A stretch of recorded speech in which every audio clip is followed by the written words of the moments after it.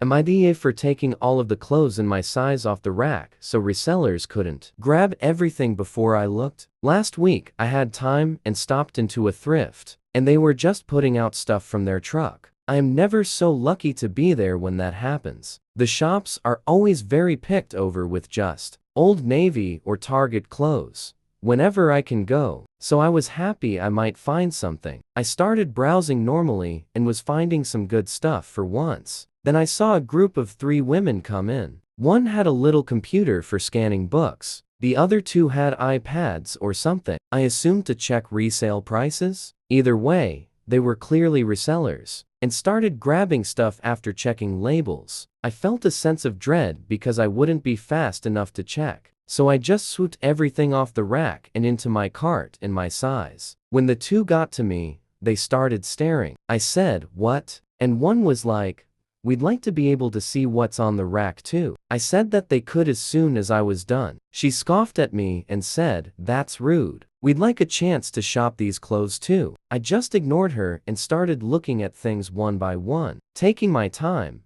then putting them right back on the rack. The women were getting mad and snatching things basically out of my hand. I held up a nice top, and one of them tried grabbing it out of my hand, and I said, "Excuse you," and turned my back to her. They got all PC, and one stomped away to get a worker. The worker came over and asked what was going on. I said I was looking at the items from the rack, same as anyone else. They said I was hoarding everything, so they couldn't get a chance to look. The worker said that I wasn't doing anything wrong, and then said to me, "Thank you for putting everything back when you're done." I finished what I was doing with the women breathing down my neck, and took my clothes to go try on. One of them kept following me and asked me what the F my problem was, why I was being such a B, etc.